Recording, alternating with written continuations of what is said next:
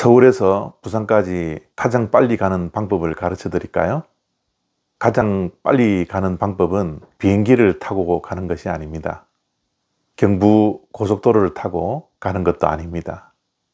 가장 빨리 가는 방법은 사랑하는 사람과 함께 가는 것입니다.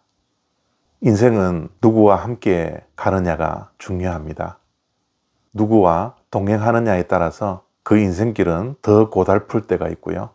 누구와 동행하느냐에 따라서 즐겁고 보람찬 인생길을 걸어갈 때가 있습니다.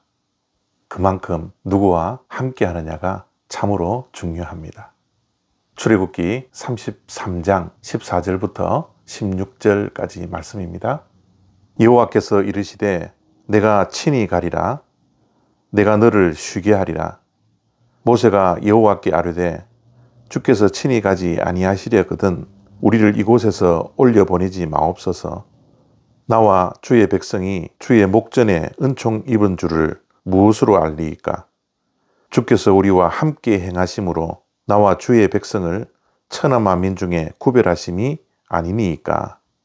아멘. 아론이 주도해서 금송아지를 만든 사건으로 인하여 하나님은 분노하셨습니다. 그러나 다행히도 모세가 자기의 생명을 건 중보 기도를 통하여서 하나님께서는 우상 숭배한 이스라엘 백성들을 용서하게 되었던 것입니다. 그런데 하나님께서는 죄를 용서하셨지만 죄의 대가로 이스라엘 백성들이 약속한 땅에 올라가는 동안 동행하지 않겠다라고 모세에게 말을 합니다. 그 말씀을 듣고 모세가 다시 한번 하나님께 기도하는 것이 오늘 본문 말씀의 내용입니다. 사실 오늘 본문 말씀을 읽어보면 모세가 하나님께 기도와 간구하는 내용이 아니라 하나님과 대화하는 모습을 우리가 볼 수가 있습니다. 모세가 여호와께 아뢰면 하나님께서 대답을 합니다. 그 말씀을 듣고 모세가 또 여호와께 아뢰입니다. 그 모세의 말을 듣고 하나님께서는 또 모세에게 말씀을 하시죠. 이것이 계속 반복되는 말씀이 오늘 본문의 내용입니다. 하나님께서는 모세의 간구함을 듣고 다시 마음을 돌이키셔서 이스라엘 백성들과 동행할 것을 약속을 하십니다. 그리고 모세가 너무 지쳐 있었기 때문에 모세에게 쉼도 허락해 주셨습니다. 그렇게 약속을 해 주셨음에도 불구하고 모세는 계속해서 간구합니다. 하나님께 은총을 받은 자는 하나님과 동행하는 증거가 있어야 되지 않느냐고 말을 하죠. 그리고 주의 동행하심이 이스라엘 백성들이 구별된 백성임을 알 수 있는 증거가 되지 않느냐고 하나님께 말을 합니다. 모세가 간구하는 핵심은 이것입니다.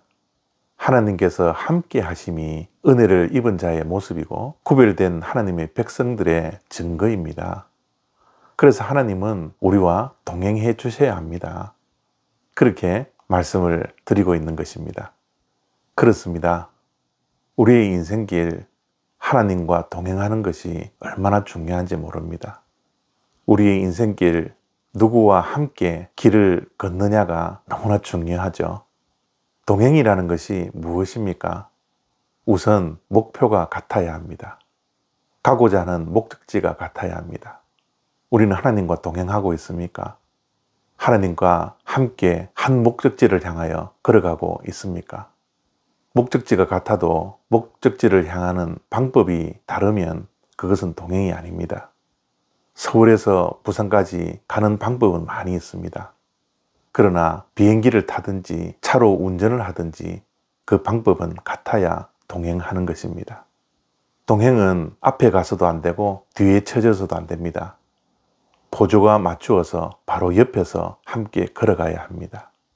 하나님께서 멈추면 우리도 멈춰야 하고 하나님께서 진행하시면 우리도 진행해야 합니다. 이스라엘 백성들은 구름기둥과 불기둥을 통하여서 하나님과 동행했습니다. 구름이 멈추면 그들도 멈추었고 구름이 떠나면 그들도 함께 떠났습니다. 그것이 바로 동행입니다. 우리는 하나님의 말씀과 보조가 맞아야 합니다. 하나님이 가라면 갈 수 있고 하나님이 멈추라 하면 멈출 수 있는 그러한 동행이 우리들에게 있을 때 하나님께 은총받은 사람이고 세상 사람들로부터 구별된 하나님의 백성임을 우리가 증거할 수 있는 것입니다. 하나님과 동행하십니까? 오늘도 하나님과 동행하는 하루가 되어지기를 바랍니다. 감사합니다.